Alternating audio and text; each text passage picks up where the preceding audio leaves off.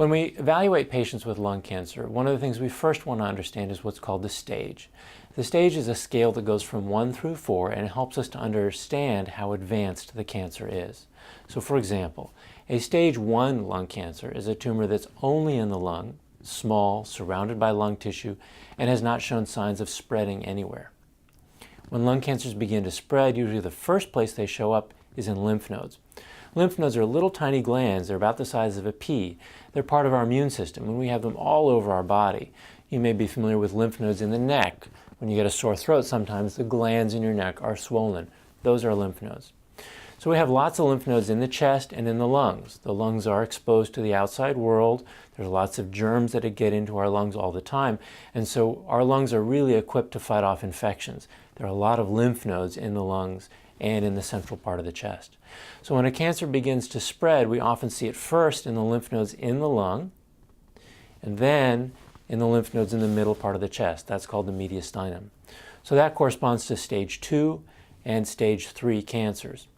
And then if it spreads beyond the lungs, that's called a stage 4. If it shows up in another part of the body, like the liver or the brain or the bone. Those are common sites for metastasis from lung cancer. Metastasis means it has spread someplace else. So I have a couple models I'd like to show you to help you understand a little bit more. This is a life-size model of the right lung.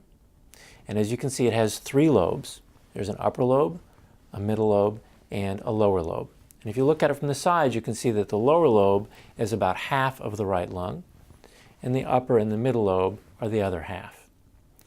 Now the left lung, there's an upper lobe and a lower lobe, and that's because the heart sits slightly to the left side, and so this indentation is from the heart. It turns out that about 55% of lung function comes from the right lung, and about 45% comes from the left. And that's important when we start talking about treatments for lung cancer that involve surgery.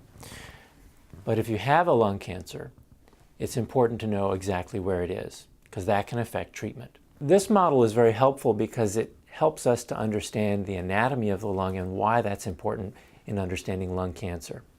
So for example, here's the right lung. It has the upper lobe, the middle lobe, and the lower lobe. If there's a tumor or a cancer in the upper lobe of the lung, when it begins to spread, we would first start to see it moving through the lung into the lymph nodes that are here in the root of the upper lobe. That's called the hilum. The hilum is the term we use to describe the base or the root of the lung. The next step from these lymph nodes into lymph nodes around the main windpipe or the trachea. This is called the subcarinal space here, and the trachea. Lymph node involvement in this region means that it's now a stage 3. So stage 1, tumor just in the lung. Stage 2, if it's involving lymph nodes in the hilum. And stage 3, if it's involving lymph nodes in the middle part of the chest or the mediastinum. So I've reviewed briefly the concept of lung cancer staging and the scale from 1 through 4. That's really important because it tells us a lot, not only about prognosis, but also about the right treatment approach. So for example, a stage 1 lung cancer, a tumor that's only in the lung and has not spread anywhere, we know from experience that the very best treatment for that is surgery. Surgery to remove the part of the lung that has the cancer in it. So for example, the very best treatment is called a lobectomy, and that's an operation where we remove the lobe that contains the tumor. A lot of people ask me why we can't just cut out the tumor. If it's small, it's near the surface of the lung, technically we can do that. We generally don't recommend it though, because results show that the chances of being cured are better if we have a lobectomy than if we just remove the tumor. The chances of the cancer coming back are greater if we just remove the tumor. So under most circumstances, we recommend doing a lobectomy. Now, I talked earlier about how the right lung is 55% of lung function, the left lung is 45%. You can see here on this model, the lower lobe is a very large lobe, the middle lobe is very small. So removing a lobe can have a major impact. If we take out the lower lobe, that's taking out a lot of lung function. If we take out the middle lobe, that's not taking out very much. So the decision about surgery has as much to do with the location of the tumor as it does with lung function. So although surgery may be the best treatment for a stage 1 lung cancer, sometimes patients aren't candidates for surgery. Either they have bad comorbidities, meaning they have other significant health issues, heart disease or stroke, or something that means the risk of surgery would be very high, or They had very poor lung function from years of smoking and bad emphysema, and removing a part of their lung would leave them too short of breath to have any quality of life. In those circumstances, we recommend alternatives, and probably the best alternative is radiation treatment. There's a form of radiation called stereotactic body radiotherapy. That's abbreviated SBRT. There are a number of companies that make systems that do that. Probably the best well-known is the CyberKnife system. That's a trade name for that type of radiation. The idea is that the radiation sends beams from several different directions, very high-intensity X-ray beams that focus right on the tumor to kill the tumor in place without damaging the surrounding tissue. That treatment is very easy for patients to go through. It's usually 3 to 5 treatments.